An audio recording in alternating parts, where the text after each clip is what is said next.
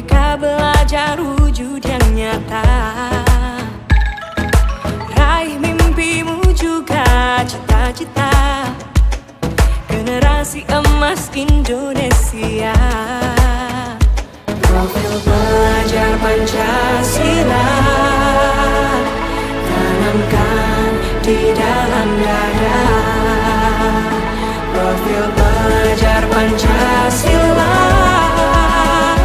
cerdas berkarakter itu kita.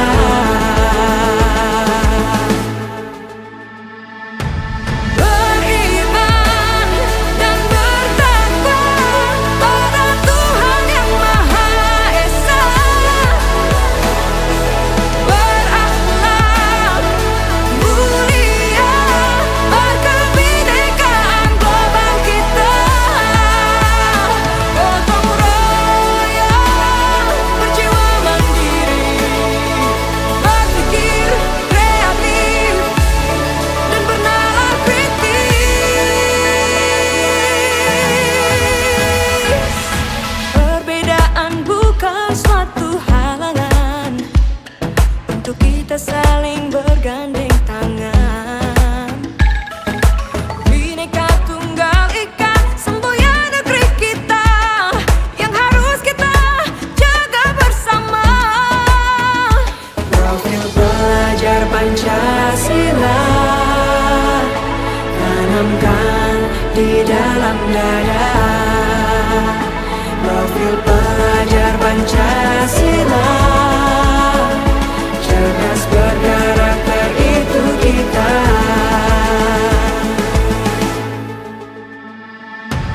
Beriman dan bertakwa pada Tuhan Yang Maha Esa. Berakhlak mulia, berkebinekaan global kita. Gotong royong, berjiwa mandiri, berpikir kreatif dan bernalar kritis.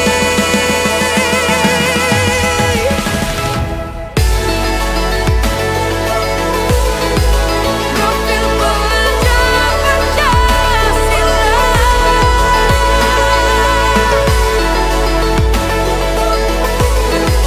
Profil pelajar Pancasila.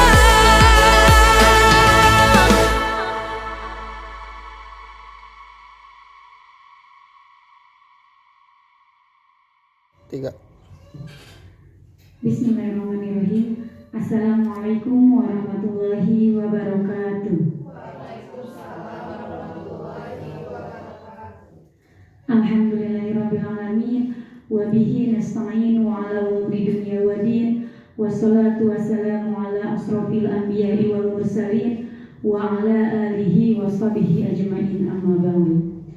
Asyhadu an la ilaha illallah wa asyhadu anna Muhammadan abduhu wa rasuluhu la nabiyya ba'dah.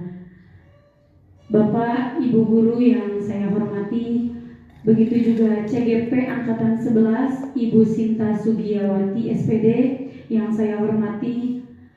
Alhamdulillah pada hari ini tanggal 17 Agustus tahun 2024 kita bisa bertatap muka kembali pada kegiatan aksi nyata diseminasi modul 1.4 budaya positif yang nantinya akan disampaikan oleh CGP Angkatan 11 Ibu Sinta Sugiwati. Mohon maaf. Salawat beserta salam semoga selalu terlimpah curahkan kepada junjungan kita, yakni Habibana wa Nabiyana wa Maulana Muhammad Sallallahu Alaihi Wasallam. Saya di sini selaku moderator mengucapkan terima kasih banyak kepada Bapak Ibu guru yang telah meluangkan waktunya pada acara atau kegiatan hari ini. Waktu terus berjalan, maka dari itu marilah kita buka acara ini dengan bersama-sama membacakan basmalah. Bismillahirrahmanirrahim. Acara yang selanjutnya yaitu sambutan dari perwakilan sekolah kepada Ibu Siti. Waktu dan tempat saya persilahkan.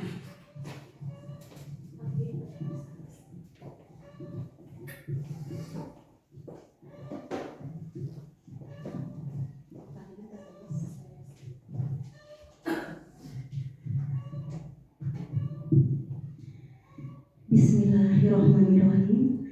Assalamualaikum warahmatullahi wabarakatuh.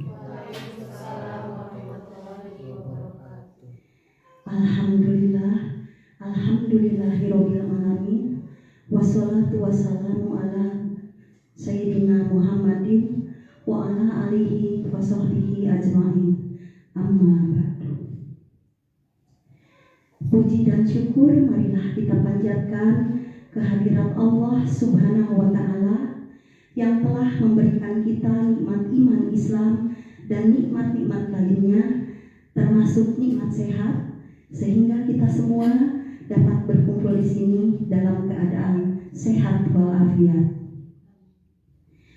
Salawat dan salam semoga senantiasa terlimpahkan kepada baginda alam Nabi Agung Muhammad Sallallahu Alaihi Wasallam, dan semoga kita semua dapat menjadi umat yang kelak akan mendapatkan syafaatnya di yaumil akhir. Amin. Bapak dan Ibu guru yang saya hormati, atas nama Kepala Sekolah SD Negeri Tanjung Sari II, saya menyampaikan rasa bahagia karena pada kesempatan ini akan dilaksanakan kegiatan aksi nyata diseminasi budaya positif yang akan dilaksanakan atau yang akan dibawakan oleh calon guru penggerak angkatan 11 Ibu Sinta Sugiwati SPD. Selain itu, saya juga mengucapkan terima kasih yang sebesar-besarnya kepada semua tenaga pendidik dan kependidikan SD Negeri Tanjung Sari II yang selama ini selalu ringan hati, ringan tangan, dan ringan kaki untuk selalu berkolaborasi, senantiasa memberikan berbagai macam dukungan positif kepada Ibu Sinta Sugiwati SPD. Semoga semua kebaikan Bapak Ibu semuanya dapat lebih memperbanyak pahala kebaikan di hadapan Allah Subhanahu wa taala. Dan untuk Ibu Sinta Sugiwati SPD, selamat menikmati perjalanan dan perjuangan menjadi calon guru penggerak. Semoga kelak Ibu Sinta dapat menjadi seorang guru penggerak yang memiliki ilmu padi. Semakin berisi, semakin berundung. Semakin tinggi ilmu, semakin banyak pengalaman, semakin rendah hati. Demikian yang dapat saya sampaikan. Terima kasih atas segala perhatian. Mohon maaf jika ada kata-kata yang kurang berkenan. Akhirul kalam, wabillahi taufiq wal hidayah. Wassalamualaikum warahmatullahi wabarakatuh.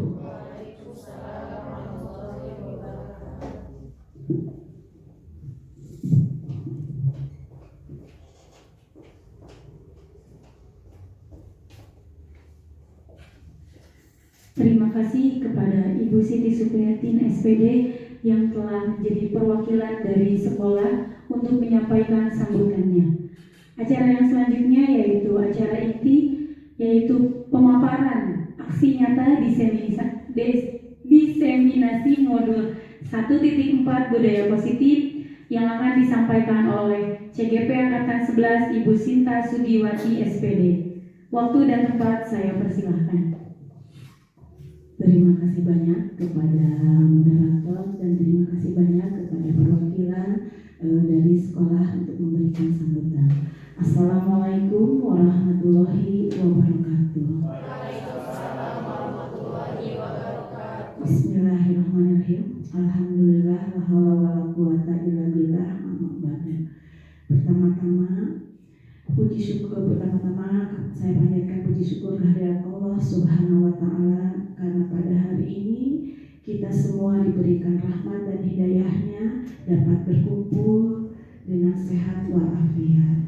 Tidak lupa sholawat serta salam kita curahkan kepada junjungan Nabi besar kita Nabi Muhammad Sallallahu Alaihi Wasallam. Ibu, Bapak yang saya hormati, Terima kasih banyak atas dukungan dan motivasi pada hari ini. Saya akan mendiseminasikan tentang budaya positif. Untuk itu, saya mengucapkan terima kasih yang sebesar-besarnya atas kehadiran Bapak dan Ibu Guru. Ibu dan Bapak, diseminasi pada hari ini didampingi oleh pendamping hebat saya, yaitu Bapak Romeli MPD sebagai fasilitator dan juga Ibu Sri Yulianti SPD sebagai pengajar praktik. Nah, sebelum kita mulai, saya ingin ada ice breaking dulu gitu ya. Ice breaking ini, clue-nya itu adalah perhatikan pertanyaan. Clue-nya perhatikan pertanyaan. Maaf ya, ini berapa? 1. Yang ini? Kalau ini? Kalau ini? Salah. Betul, Pak Rizky. Clue-nya adalah perhatikan pertanyaan. Ulangi lagi. Ini? 1. Yang ini? 2. Kalau ini? 3. Ini? 1. Wah, alhamdulillah. Sekali lagi. Kalau ini? 3. Yang ini? 2. Alhamdulillah, semuanya ternyata sudah konsentrasi. Baik Bapak Ibu, sebelum kita lanjutkan ada pertanyaan pemantik ya. Apakah Bapak atau Ibu setuju bila memberikan hukuman dapat mendisiplinkan siswa? Baik Ibu.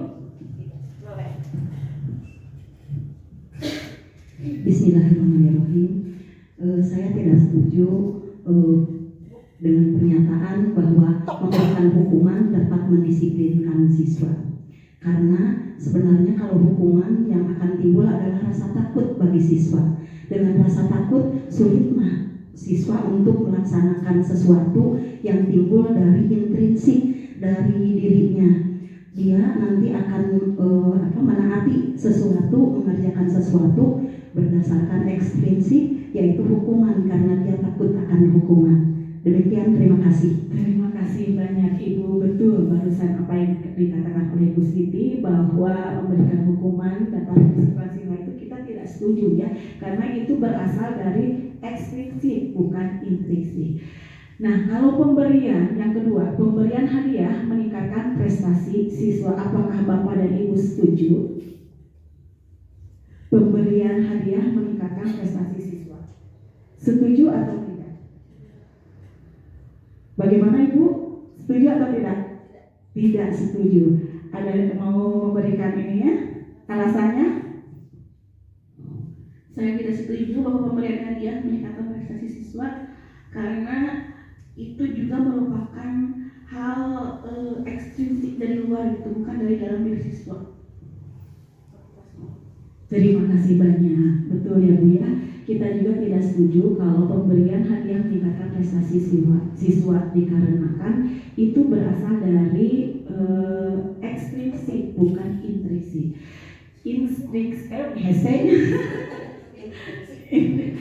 Nah, yang pertanyaan ketiga, guru harus mampu memberikan solusi untuk setiap siswa yang bermasalah. Apakah setuju?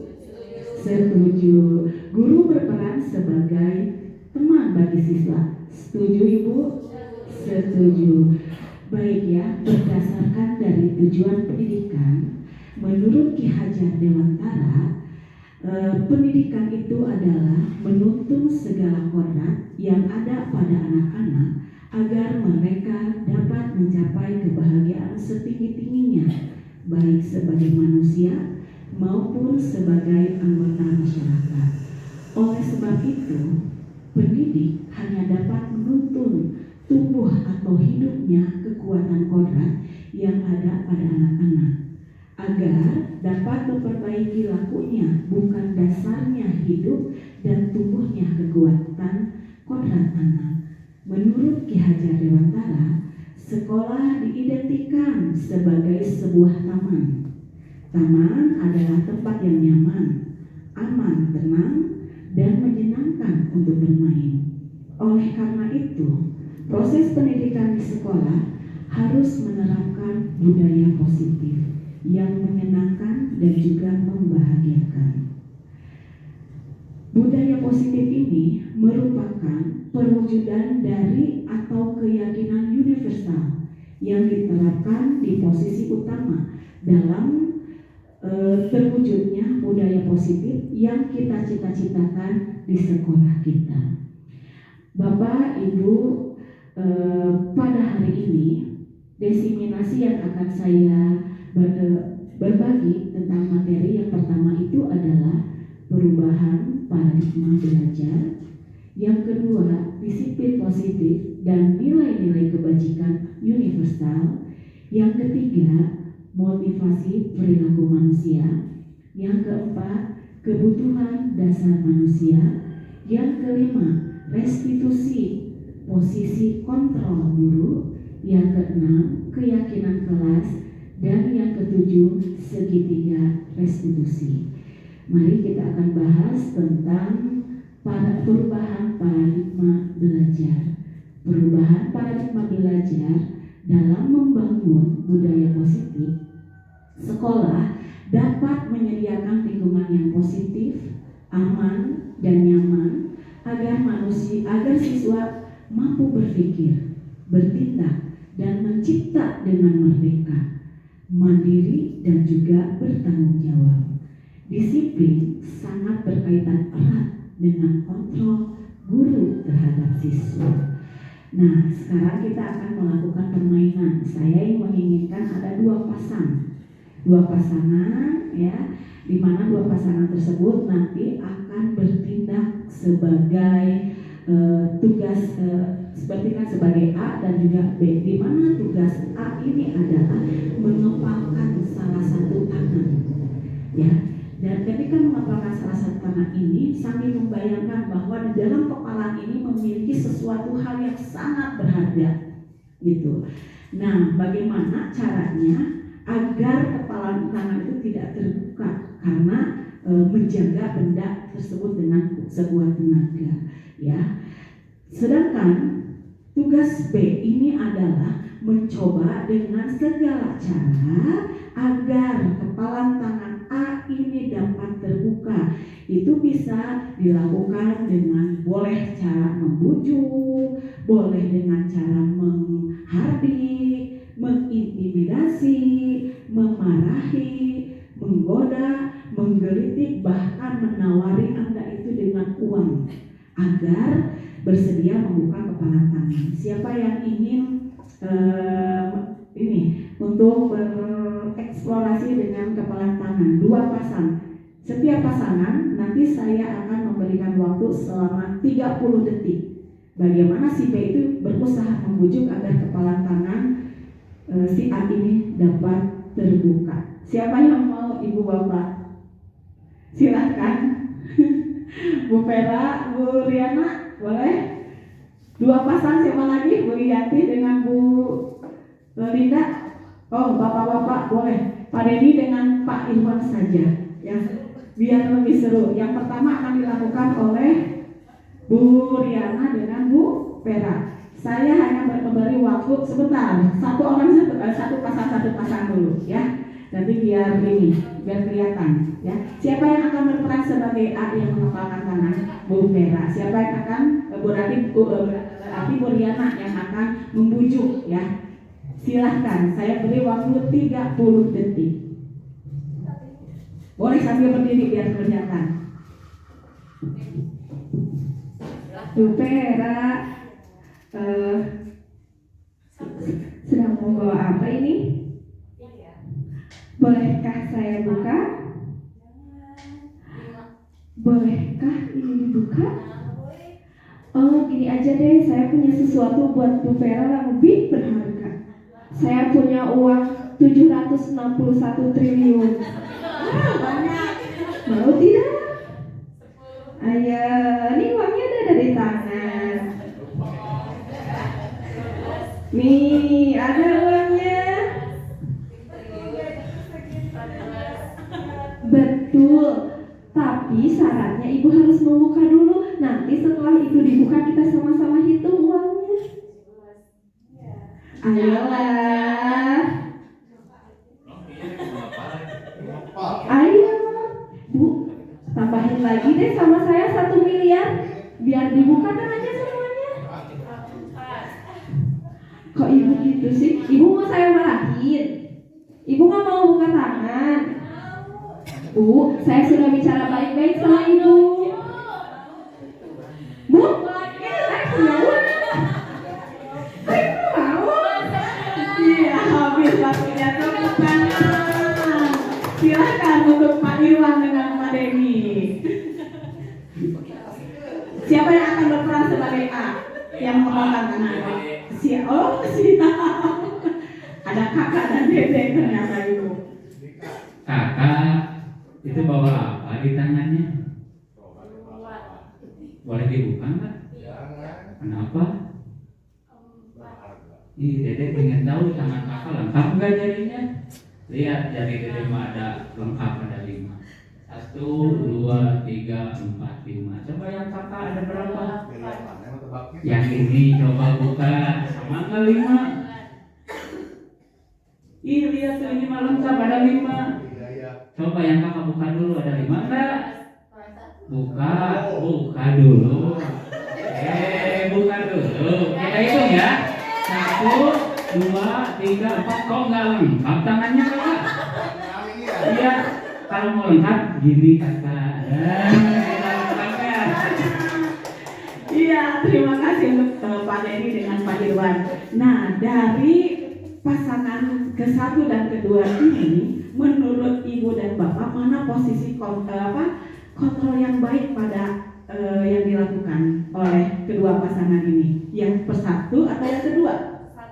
Kenapa yang satu, Bu Yanti?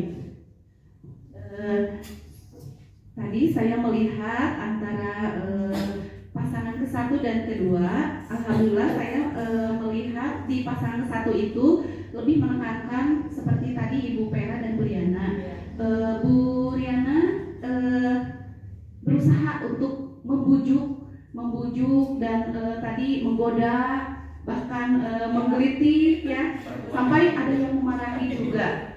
Tadi saya perhatikan Ibu Riana sudah berusaha beberapa kali ya, sampai hitungan pun sudah berbagai cara, sudah banyak dicoba, tetapi alhamdulillah Bu Pera karena mungkin sudah punya dalam dirinya itu sudah punya niat tidak akan membuka tangannya, meskipun tadi satu tangan sudah dibuka dan ditutup lagi. Padahal Ibu Diana sudah mulai senang nih. Nah, tetapi alhamdulillah dilihat, diperhatikan, ternyata Bu Pera mempertahankan bahwa sesuai dengan keyakinannya itu mulai dari dalam diri Bu Pera ingin mempertahankan, tidak ingin sampai memperlihatkannya. Beda dengan yang kedua tadi Dede sama siapa? Ya, Dede sama kakak. Dedenya membujuk kakaknya supaya membuka dengan beberapa kali godaan, dengan beberapa kali bujukan, tetapi kakaknya itu seperti yang sulit untuk membuka, tetapi dalam hatinya karena mungkin dikatakan jarinya tidak lengkap, jadi langsung ini ya. Nah itu mungkin Bu. Terima kasih Bu. Baik, terima kasih. Mungkin pada pasangan pertama itu orang yang mengepalkan itu memiliki pertahanan yang kuat, memiliki kontrol diri yang kuat, sedangkan yang kedua pertahanannya kurang kuat dikarenakan mudah terbujuk dan terayu ya. Ini ada memiliki alasan yang lain. Nah itu yang disebutkan dengan namanya motivasi dari ekstrinsik dan intrinsik. Nah berkaitan erat dengan hari ini. Nah perubahan paradigma belajar itu memiliki miskonsepsi tentang makna kontrol menurut psikiater dan pendidik Dr. William Glasser dalam kontrol teori. Yang pertama, ilusi guru mengontrol murid. Ya, ilusi guru mengontrol murid ini pada dasarnya kita itu tidak dapat memaksa murid untuk berbuat sesuatu jikalau murid tersebut sudah memilih ya. Meskipun adapun dasarnya seorang guru menjadi pengontrol, kemungkinan besar bahwa si murid tersebut memberikan izin, begitu ya. Yang kedua, ada ilusi bahwa semua penguatan positif, efektif dan bermanfaat. Yang ketiga, ilusi bahwa kritik dan membuat orang merasa bersalah dapat menguatkan karakter. Yang keempat, ilusi bahwa orang dewasa memiliki hak untuk memaksa. Sekarang yang kedua tentang disiplin positif. Makna dari disiplin, banyak orang yang menghubungkan kata disiplin dengan tata tertib, teratur, dan kepatuhan pada peraturan. Pemikiran Ki Hajar Dewantara yang sejalan dengan Dian Gosen, disiplin berasal dari bahasa Latin, yaitu disciplina, yang artinya belajar. Dia juga mengatakan bahwa arti asli dari kata disiplin ini juga berkonotasi dengan disiplin diri dari murid-murid Socrates dan Plato. Disiplin diri dapat membuat seseorang menggali potensinya menuju kepada sebuah tujuan mulia, sesuatu yang dihargai dan bermakna. Sebagai pendidik, tujuan kita adalah menciptakan anak-anak yang memiliki disiplin diri, sehingga mereka bisa berperilaku dengan mengacu pada nilai-nilai kebajikan universal dan memiliki motivasi intrinsik, bukan ekstrinsik. Nilai-nilai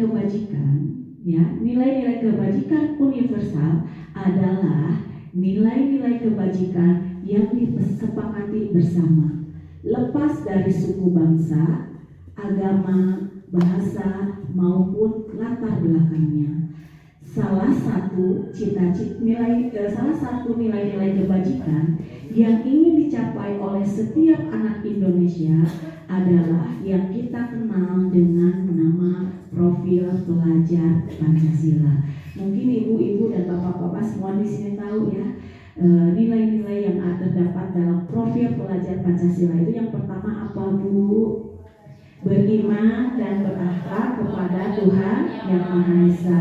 Kedua, berkebinekaan global. Ketiga, bergotong royong. Keempat, mandiri. Kelima, kreatif. Dan keenam, bernalar kritis.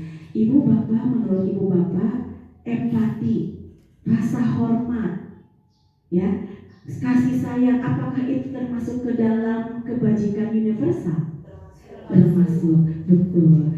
Baik, selanjutnya ada 3 motivasi perilaku manusia.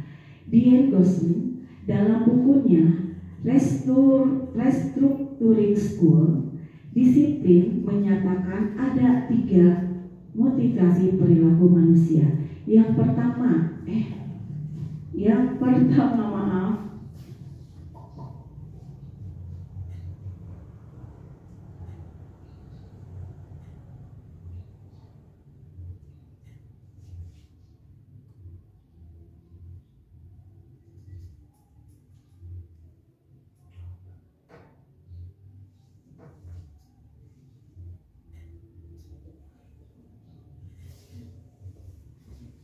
yang pertama, untuk menghindari ketidaknyamanan atau hukuman.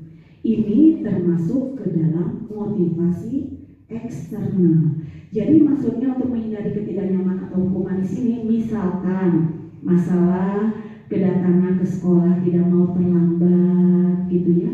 Karena di dalam dirinya itu saya tidak mau terlambat karena saya takut untuk ditegur ataupun takut untuk dihukum. Nah itu masih termasuk dalam motivasi eksternal.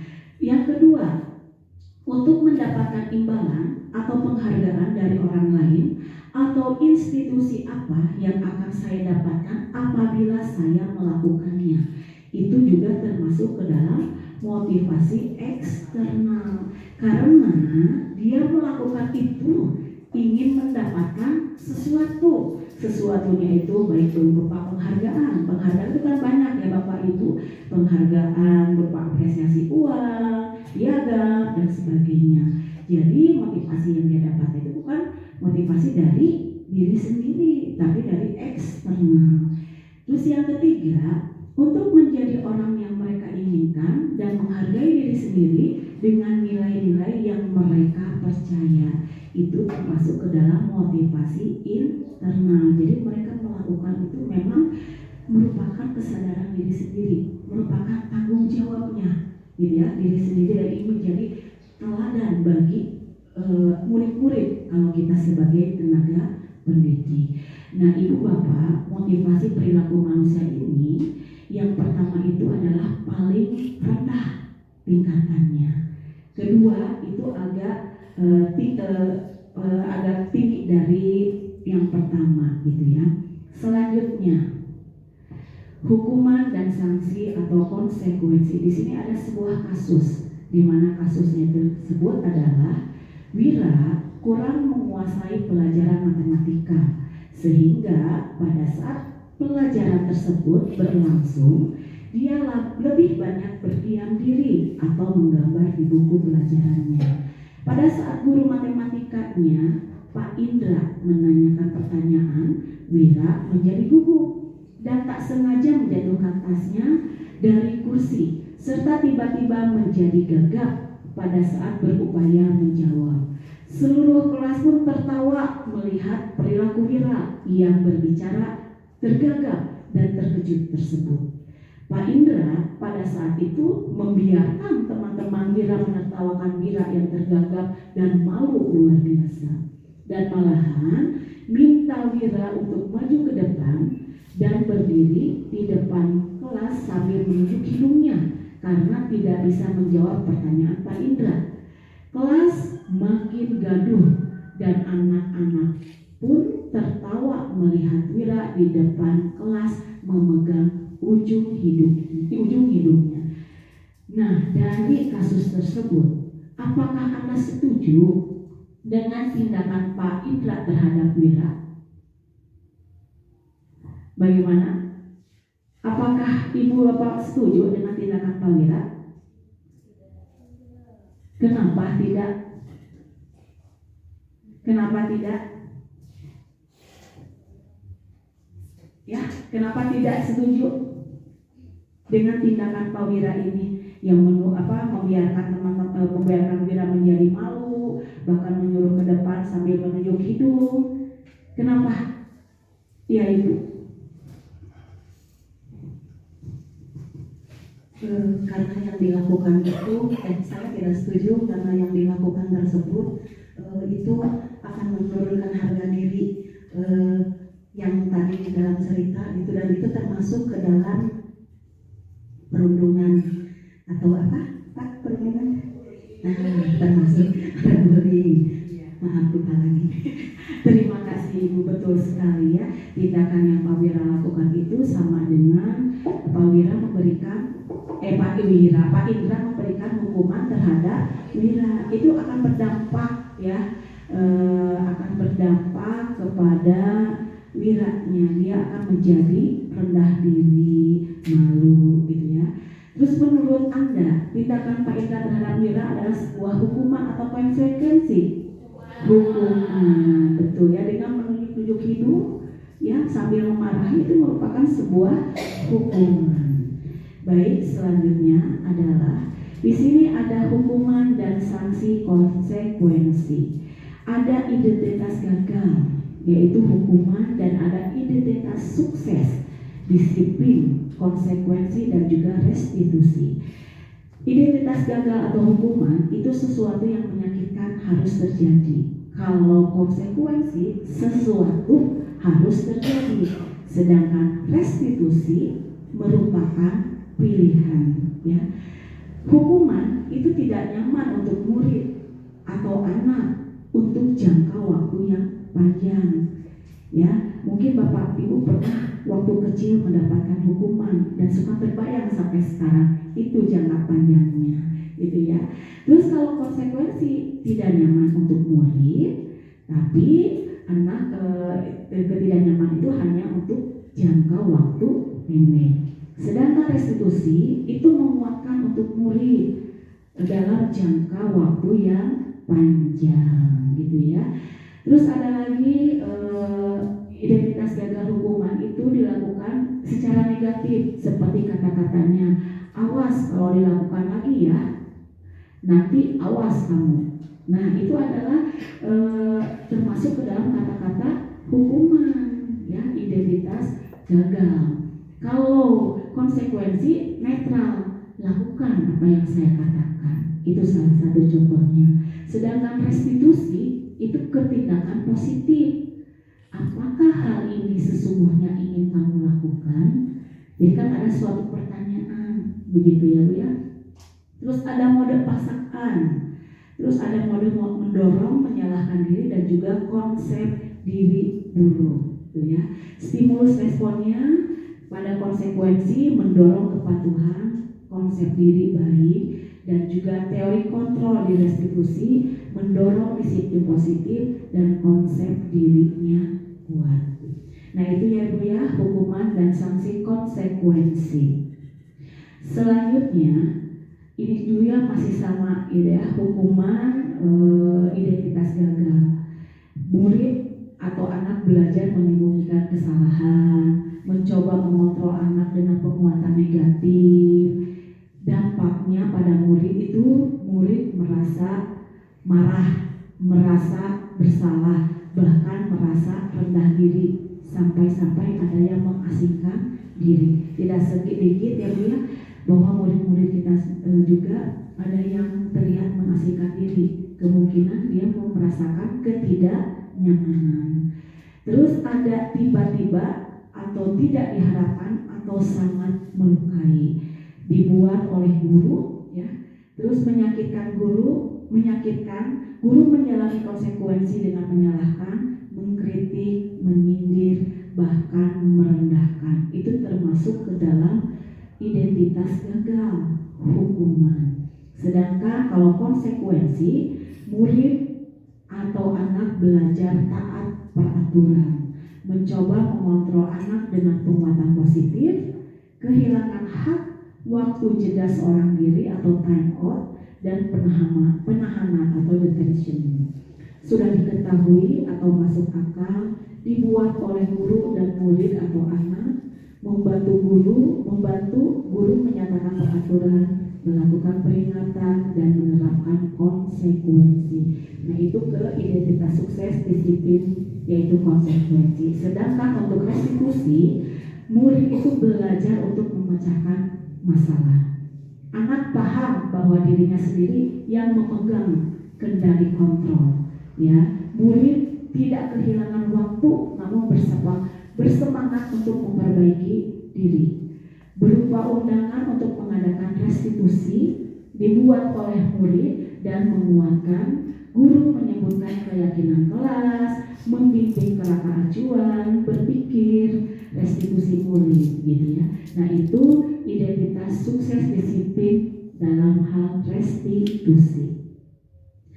Nah hukuman itu tidak terencana, yang bersifat satu arah, bisa berupa hukuman fisik, psikis, ataupun kata-kata kasar, ya. Sedangkan konsekuensi itu terencana atau sudah disepakati. Bentuk-bentuk konsekuensinya itu dibuat oleh guru, tapi diketahui oleh murid. Kalau hukuman itu tidak diketahui oleh murid, karena murid tidak diajak untuk bermusyawarah, gitu ya. Nah, sedangkan restitusi itu proses menciptakan kondisi bagi murid untuk memperbaiki kesalahan mereka, sehingga mereka pada kelompok dengan karakter yang lebih baik. Selanjutnya, restitusi di sini adalah proses menciptakan kondisi bagi murid untuk memperbaiki kesalahan mereka sehingga mereka bisa kembali pada kelompok mereka dengan karakter yang lebih baik. Itu menurut dosen pada tahun 2004. Restitusi juga adalah proses kolaboratif yang mengajarkan murid untuk mencari solusi dari masalah dan membentuk murid berpikir tentang orang seperti apa yang mereka inginkan dan bagaimana mereka harus memperlakukan orang lain, gitu ya. Selanjutnya, di sini ada hukuman dan konsekuensi. Coba mencatat 100 kali dalam buku kalimat, saya tidak akan terlambat lagi karena terlambat ke sekolah. Menurut Bapak dan Ibu itu termasuk konsekuensi atau hukuman? Hukuman. Lari mengelilingi lapangan basket 2 kali karena terlambat hadir di sekolah. Hukuman. Murid diminta untuk push up 15 kali karena tidak menggunakan masker ke sekolah. Hukuman. Menggantikan kertas tugas teman yang telah dicoret-coret. Konsekuensi. Membersihkan tumpahan air di meja tulis karena tersenggol pada saat belajar. Konsekuensi. Murid diminta bertelanjang kaki sepanjang hari karena tidak mengenakan sepatu warna hitam sesuai peraturan sekolah. Hukuman. Lari mengelilingi lapangan basket 2 kali karena terlambat 10 menit untuk pelajaran PJOK. Hukuman atau konsekuensi? Ya, kita lihat. Konsekuensi karena disuruh larinya itu pada saat pelajaran PJOK, gitu ya Bu ya. Kalau yang ke-1, ke-2, ke-3, 4, 5, dan 6 itu semuanya benar. Baik Bapak Ibu, dihukum oleh penghargaan. Yang pertama itu pengaruh jangka pendek dan juga jangka panjang. Kedua, penghargaan tidak efektif. Ketiga, penghargaan merusak hubungan. Kenapa penghargaan dapat merusak hubungan? Karena begini, kalau misalkan ada salah satu orang yang mendapatkan penghargaan atas prestasi, misalnya di ranking kelas, itu yang lainnya akan merasa tidak dihargai. Itu yang menyebabkan dapat merusak hubungan, gitu ya. Yang keempat, penghargaan mengurangi ketepatan. Kelima, penghargaan menurunkan kualitas. Keenam, penghargaan mematikan kreativitas. Dan ketujuh, penghargaan menghukum 8 motivasi dari dalam diri. Nah itu ya, dihukum oleh penghargaan. Selanjutnya, ada kebutuhan dasar manusia. Realitas kebutuhan setiap orang itu berbeda. Kita harus berusaha memahami pandangan orang lain tentang dunia. Setiap orang memiliki gambaran yang berbeda. Kebutuhan dasar itu ada 5. Yang pertama, ada kebutuhan untuk bertahan hidup atau kita sebut dengan survival. Yang kedua, cinta dan kasih sayang atau love and belonging. Yang ketiga, kebebasan atau freedom. Yang keempat, kesenangan atau fun, dan yang kelima, kekuasaan atau power. Nah, di sini ada sebuah kasus. Ibu Sinta, guru wali kelas 6B di SD Negeri Tanjung Sari 2, sedang bingung menghadapi ulah salah satu murid di kelasnya, yaitu Fajar. Kebetulan ya Bu ya, memang ada beberapa anak di kelas 6B telah datang padanya dan mengeluhkan Fajar yang seringkali meminta bekal makan siang mereka dengan paksa. Jika Anda menghadapi situasi seperti Ibu Sinta, apa yang akan Anda lakukan? Menurut Anda, kira-kira apa alasan Fajar melakukan hal itu? Nah, sebelum ini, perkiraan menurut Bapak Ibu yang dilakukan oleh Fajar itu apa? Ada beberapa kemungkinan. Iya, apa yang akan Ibu Sinta lakukan? gitu ya. Kalau dari saya pribadi mungkin saya akan mencari tahu terlebih dahulu apa penyebabnya. Nah, kalau menurut dari Bapak Ibu bagaimana? Sama, ya, memanggilnya, betul, ya, bertanya. Nah, ada kemungkinan penerapan disiplin positif. Sebaiknya Bu Sinta mencari tahu alasan Fajar melakukan hal tersebut agar mengetahui kebutuhan mana yang sedang berusaha dipenuhi oleh Fajar. Yang pertama, kemungkinan ada kebutuhan hidup, gitu ya, dimana Fajar itu merasa lapar karena orang tuanya tidak membawakannya bekal makan siang. Yang kedua, merasa senang karena temannya jadi memperhatikan dia, gitu. Itu berarti masuk ke dalam kasih dan sayang. Yang ketiga, Fajar merasa hebat karena temannya menjadi takut. Nah, itu kekuatan, gitu, kekuasaan atau kekuatan ya. Yang keempat, Fajar merasa bosan dengan bekal yang sama, kebebasan. Dan yang kelima, Fajar melakukan karena iseng dan menikmati ekspresi teman-temannya. Dia itu karena ingin melihat kesenangan dari teman-temannya dengan melihat ekspresi teman-temannya. Mungkin ada yang cemberut, gitu ya, ada yang marah dan sebagainya. Dan selanjutnya, coba di sini ada sebutkan kebutuhan apa yang sedang berusaha dipenuhi oleh anak-anak.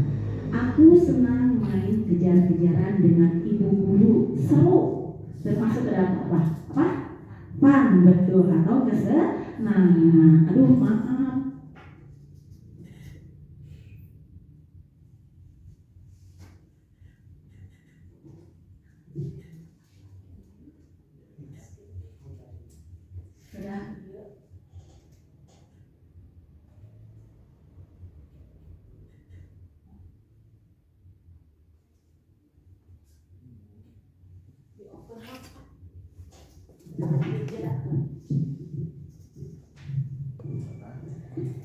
Ya, untuk yang pertanyaan pertama, aku senang main kejar-kejaran dengan ibu guru, itu seru. Berarti itu adalah kesenangan. Yang kedua, ibu kejar aku karena ibu guru sayang aku. Cinta dan sayang. Yang ketiga, aku hebat kan bisa bikin ibu guru kejar aku. Aku hebat kan? Kekuatan, betul.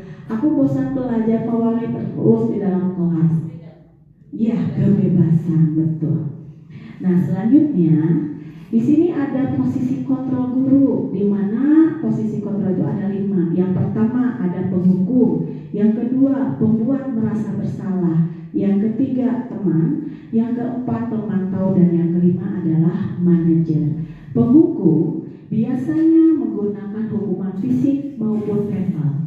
Orang-orang yang menjalankan posisi penghukum senantiasa mengatakan bahwa sekolah memerlukan sistem atau alat yang dapat lebih menekan murid-murid lebih dalam lagi. Nada suara tinggi, bahasa tubuh, mata melotot, dan jari menunjuk sambil menghardik.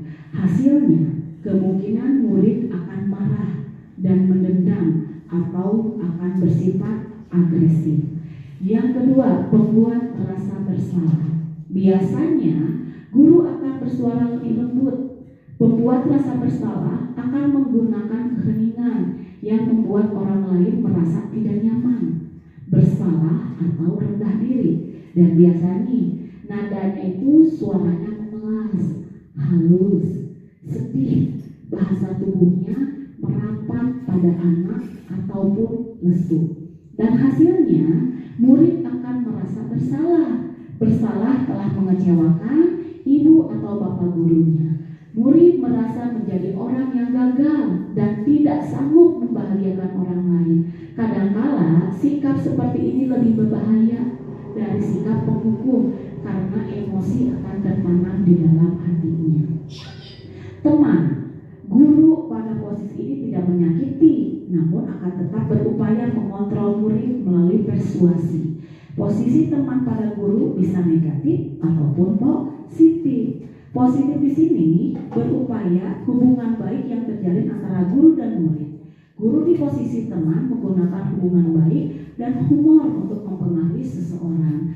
Nada suara ramah, akrab dan bercanda, bahasa tubuh merapat pada murid, mata dan senyum jenaka. Hasilnya murid akan senang dan akrab dengan guru. Ini dampak positifnya. Tapi ada juga dampak negatifnya. Murid akan ketergantungan pada guru tersebut.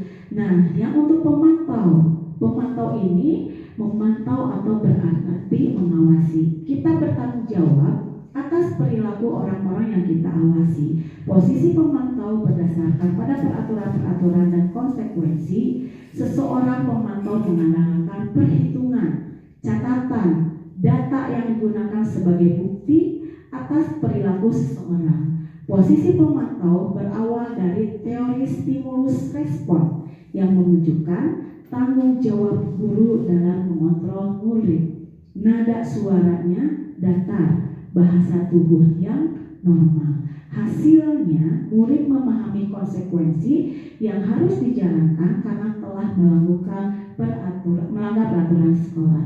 Nah, di sini posisi manajer, di mana posisi guru berbuat sesuatu bersama murid, mempersilahkan murid mempertanggungjawabkan perilakunya, mendukung murid agar dapat menemukan solusi atas permasalahannya sendiri. Di manajer, murid diajak untuk menganalisis kebutuhan dirinya maupun kebutuhan orang lain. Penekanannya bukan pada kemampuan membuat konsekuensi, namun dapat berkolaborasi dengan murid bagaimana memperbaiki kesalahan. Baik dan Bapak Ibu, di sini ada posisi kontrol guru. Saya kecewa sekali dengan kamu. Siapa yang mengatakan? Pemantau, teman, manajer, pembuat merasa bersalah. Kedua, kamu tidak pernah benar melakukannya. Penghukum, ayolah lakukan demi ibu atau bapak. Teman, apakah kamu mau mendapatkan stiker bintang hari ini? Pemantau, bagaimana kamu bisa menyelesaikan masalah ini? Manajer, kamu selalu yang terakhir. Penghukum, iya, pembuat orang merasa bersalah, penghukum, teman, pemantau, manajer, dan juga penghukum. Baik, selanjutnya di sini ada sebuah kasus. Kasusnya itu adalah pada hari Senin, Pak Alfi tidak masuk sekolah. Pak Alfi merupakan guru matematika. Saat Ibu Rina menggantikan Pak Alfi, Ibu Rina baru 1 tahun mengajar di SMP. Beberapa murid perempuan Vivi dan Natali mengetahui hal ini dan mulai menggunakan kesempatan dan bersikap seenaknya, tertawa dan tidak mengindahkan kehadiran Bu Rina. Bu Rina mencoba menyapa Vivi dan Natali dengan ramah sambil mengingatkan untuk tetap fokus pada tugasnya. Ayolah, tugasnya dikerjakan. Nanti ibu ditegur bapak kepala sekolah kalau kalian tidak mengerjakan tugas. Tolong bantu ya. Namun Vivi dan Natali malah menjadi tertawa. Ah, ibu santai aja bu. Mereka tetap tidak mengerjakan tugas dan malah mengobrol. Menurut bapak dan ibu, posisi kontrol Ibu Rina itu sebagai apa? Sebagai teman atau sebagai pembuat merasa bersalah? Pembuat merasa bersalah. Tapi di sini memang ada perbedaan pendapat. Ada yang sebagai teman, ada juga sebagai pembuat merasa bersalah, gitu ya. Di posisi kontrol itu bisa ada 2, gitu ya. Nah, ini kasus kedua, tidak usah itu ya. Lanjut saja ke keyakinan kelas. Keyakinan kelas adalah nilai-nilai kebajikan atau prinsip-prinsip universal yang disepakati bersama secara universal, lepas dari perbedaan agama, suku, negara, dan bahasa. Menurut Dawson, pada tahun 1998, suatu keyakinan akan lebih memotivasi seseorang dari dalam atau intrinsik. Seseorang akan lebih bersemangat untuk menjalankan keyakinannya daripada hanya sekedar mengikuti peraturan. Di sini ada lingkaran dari keyakinan. Yang pertama itu di dalam lingkaran yang berwarna ungu itu ada peraturan kelas. Setelah peraturan kelas kemudian ke keyakinan kelas, ya. Terus ada lingkungan positif dan sehingga menjadi budaya positif. Selanjutnya di sini ada budaya positif. Selalu kembalikan buku ke tempatnya. Kebajikan apa sih yang diyakini keyakinan kelas? Selalu mengembalikan buku ke tempatnya. Tanggung jawab. Dilarang mengganggu orang lain. Menghormati orang lain. Hadir di sekolah 15 menit sebelum pembelajaran dimulai. Disiplin. Dilarang melakukan kekerasan. Keamanan. Dilarang menggunakan narkoba. Kesehatan. Bergantian atau menunggu giliran. Menghormati orang lain. Gunakan masker. Kesehatan. Jangan berlari di kelas atau koridor. Keamanan, ya. Atau juga bisa keselamatan.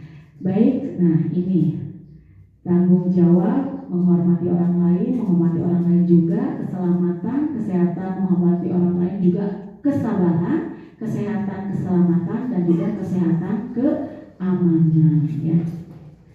Selanjutnya, pembentukan keyakinan kelas. Keyakinan kelas bersifat lebih abstrak daripada peraturan yang lebih rinci dan konkret. Keyakinan kelas berupa pernyataan universal. Pernyataan keyakinan kelas dibuat dalam bentuk positif.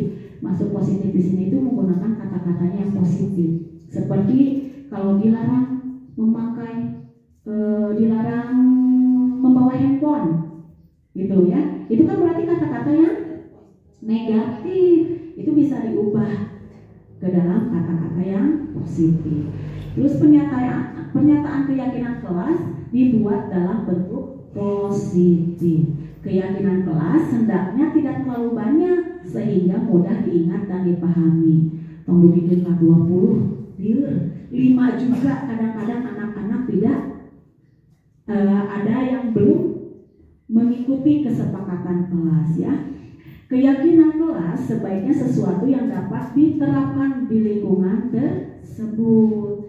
Semua warga kelas ikut berkontribusi dalam pembuatan keyakinan kelas lewat kegiatan curah pendapat, ya. Jadi keyakinan kelas bukan dibuat oleh ibu guru saja atau bapak guru saja, tapi harus melibatkan semua warga di kelas tersebut. Bersedia meninjau kembali keyakinan kelas dari waktu ke waktu. Ternyata keyakinan kelasnya itu ada yang masih banyak dilanggar dari poin tertentu. Itu bisa diubah, bisa dikurangi dan juga bisa ditambah. Baik, sebelumnya ini adalah dokumentasi keyakinan kelas di kelas 6B, ya. Di sini ada kesempatan kelas 6B itu ada 5 dan itu berdasarkan dari hasil curah pendapat dari anak-anak. Baik Ibu, selanjutnya ada segitiga restitusi. Segitiga restitusi adalah proses menciptakan kondisi bagi murid untuk memperbaiki kesalahan mereka sehingga mereka bisa kembali pada kelompoknya mereka dengan karakter yang lebih kuat. Segitiga restitusi ini ada validasi tindakan yang salah, menstabilkan identitas terlebih dahulu, kemudian validasi tindakan yang salah dan menanyakan keyakinan. Nah, tahapan segitiga restitusi, menstabilkan identitas, berbuat salah itu tidak apa-apa. Tidak ada manusia yang sempurna. Saya juga pernah melakukan kesalahan seperti itu. Kita bisa menyelesaikan ini. Bapak, Ibu tidak tertarik mencari siapa yang salah, tapi Bapak, Ibu mencari solusi dari permasalahan ini. Nah, itu adalah kalimat-kalimat untuk menstabilkan identitas. Sedangkan validasi tindakan yang salah, ada kalimatnya seperti ini. Kamu pasti punya alasan mengapa melakukan hal tersebut. Kamu pasti patut bangga pada dirimu sendiri karena kamu telah melindungi sesuatu yang penting buatmu. Nah, itu ya validasi tindakan salah. Dan sedangkan menanyakan keyakinan, apa yang kita percaya sebagai kelas atau keluarga, Apa nilai-nilai umum yang kita telah sepakati? Apa bayangan kita tentang kelas yang ideal? Atau kamu mau menjadi seperti apa? Nah, ini adalah salah satu contoh penerapan dari segitiga restitusi. Sebentar yang punya ditanyakannya.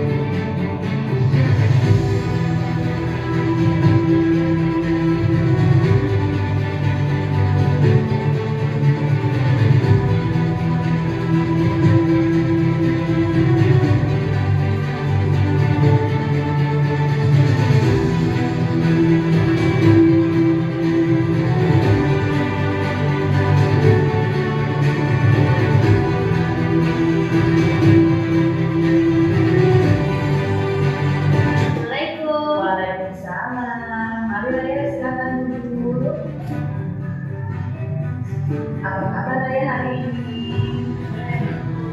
Alhamdulillah. Raya tahu tidak ada manfaat? Ya, akhir-akhir ini saya jarang mengajar dan mengumpulkan PR. Ya, betul sekali. Akhir-akhir ini nilai buku, nilai Raya itu banyak kosong.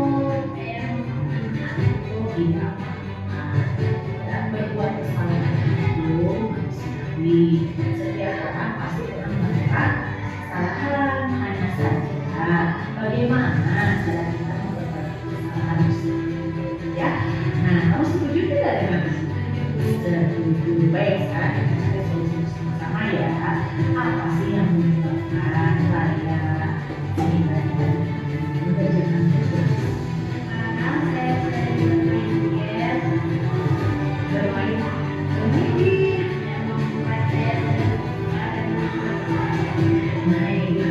Kenapa perbuatan tersebut sudah sesuai dengan keyakinan kelas? kita dulu. Menurutmu keyakinan kelas apa sih yang sudah Raya langgar?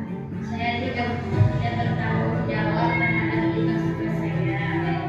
Saya sudah melanggar kedisiplinan yang seharusnya saya mengerjakan tugas. Betul sekali ya. Saya sudah tahu ya mana kesalahannya. Nah, untuk kedepannya apa sih yang akan Raya lakukan? Saya akan mengerjakan tugas dengan penuh tanggung jawab. Bagus, dengan mengerjakan tugas-tugas yang sudah diberikan itu bisa lebih paham lagi akan materi ya. Nah, sehingga pelajaran kita tidak tertinggal. Baik Bu, saya menyesal karena telah lalai dalam mengerjakan tugas. Dia ini maka saya sudah mudah-mudahan dia tidak melakukan kesalahan tersebut. Pokoknya ibu jangan terlalu banyak bermain. Jadi tidak ya. Paham Raya? Silakan. Assalamualaikum. Waalaikumsalam. Nah, itu ya Bu ya, contoh penerapan segitiga restitusi yang pernah saya lakukan untuk menangani kasus tersebut. Baik Bapak Ibu, nah ini sudah selesai. Itu adalah diseminasi yang saya lakukan tentang budaya positif. Terima kasih banyak. Semoga apa yang saya diseminasikan hari ini dapat bermanfaat bagi Bapak dan Ibu semua. Terima kasih banyak. Saya tutup. Wassalamualaikum warahmatullahi wabarakatuh.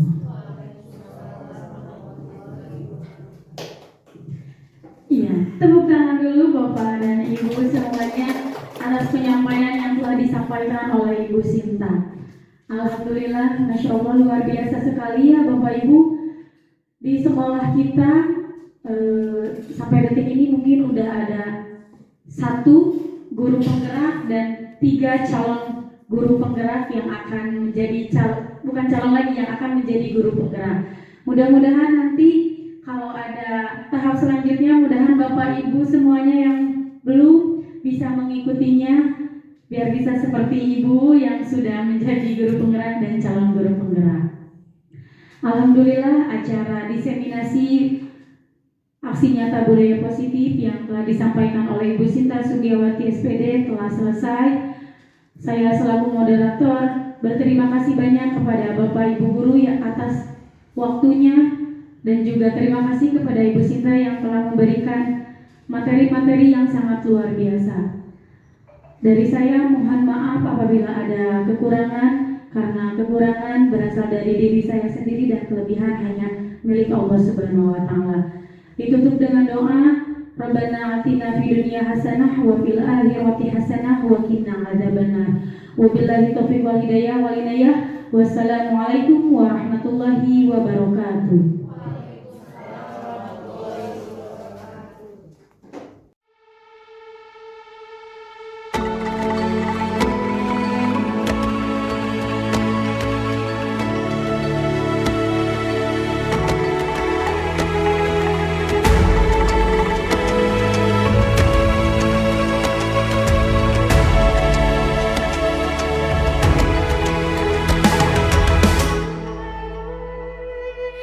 Ayo memilih apa yang kau suka.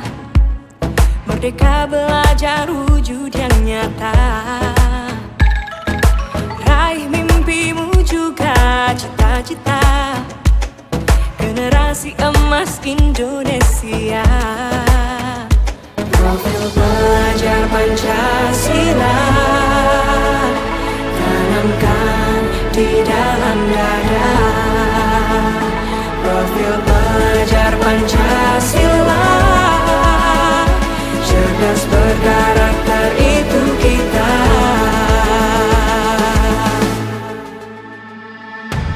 Beriman dan bertakwa pada Tuhan yang Maha Esa.